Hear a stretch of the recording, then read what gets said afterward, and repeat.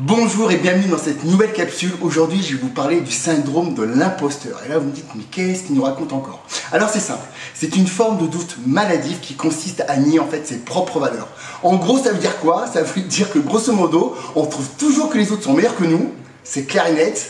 Et en plus, on se dévalue toujours et on se dit, non mais nous, on n'est jamais à la hauteur par rapport à ce qu'on va faire. Un projet, ou même dans notre couple, on dit que l'autre est toujours mieux que nous, et ainsi de suite. Le problème du syndrome de l'imposteur, en fait, c'est que c'est quelque chose qui nous auto-sabote en permanence. Et ça, c'est vraiment chiant, parce que quand on a des projets, qu'on veut faire des choses, en fait, on s'auto-dévalue par rapport à tout ça. Combien de fois, en fait, on s'est dit qu'on n'était pas assez parfait, qu'on n'était pas à la hauteur, que les autres étaient meilleurs que nous, et au final, qu'est-ce qui se passe? On se sabote totalement.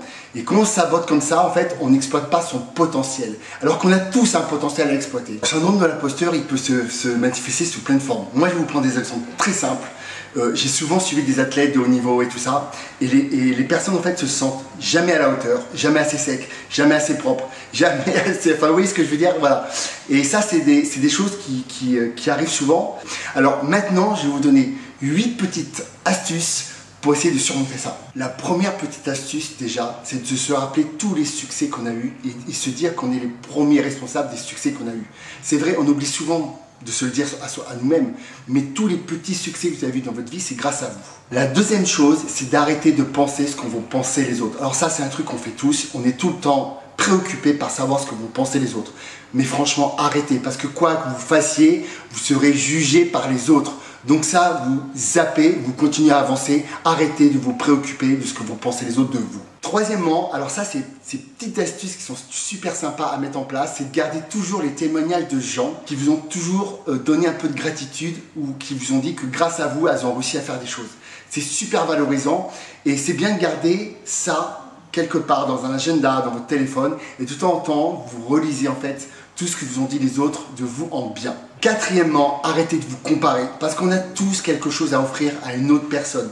C'est ça qui est génial en fait dans la vie et c'est pour ça qu'il faut arrêter de se dévaluer en permanence. C'est qu'on a toujours quelque chose à offrir à quelqu'un. Cinquièmement, il faut accepter de perdre. Alors je sais ça, c'est le truc super dur, mais on aura tous des échecs dans la vie parce que comme je le dis souvent, la vie est faite de haut et de bas comme les battements d'un cœur et forcément, il y a des fois des creux et il faut aussi accepter ça. Ça fait partie de la vie. Quand on fait de la physique quantique, comme moi je le fais, c'est une des choses qu'on apprend, accepter en permanence ce qui nous arrive dans la vie. Sixièmement, accepter les aléas de la vie parce qu'on ne sait jamais ce que la vie va nous apporter demain, après-demain. On ne sait pas. C'est ça la beauté aussi de la vie, c'est que la vie est totalement imprévisible. Septièmement, agissez, passez à l'action parce que, je vais vous dire un truc, l'imposteur ne passe quasiment jamais à l'action. Et le fait de passer à l'action chaque jour, d'agir chaque jour, chaque instant, va vous faire grandir et évoluer et va surtout vous permettre d'atteindre vos objectifs. Huitièmement, dites-vous bien une chose, c'est que la personne que vous êtes aujourd'hui n'est pas la personne que vous serez demain. On évolue en permanence, on change en permanence et c'est ça la vie. Pourquoi? Parce qu'en fait, tous les jours on apprend des nouvelles choses et ça nous fait évoluer dans notre vie. Que ce soit une évolution technique, physique, que ce soit une évolution psychologique et on retient aussi les leçons de la vie. Donc dites-vous bien une chose, c'est que rien n'est figé dans la vie et que ce que vous êtes aujourd'hui ne sera pas ce que vous serez demain. Et ça, c'est plutôt une bonne nouvelle. Voilà, j'espère que cette vidéo vous aura plu. J'espère que vous aurez un peu plus déterminé ce qu'était le syndrome de l'imposteur. Peut-être que vous avez des gens aussi à côté de vous que vous connaissez en ce syndrome-là. Donc n'hésitez pas à la partager.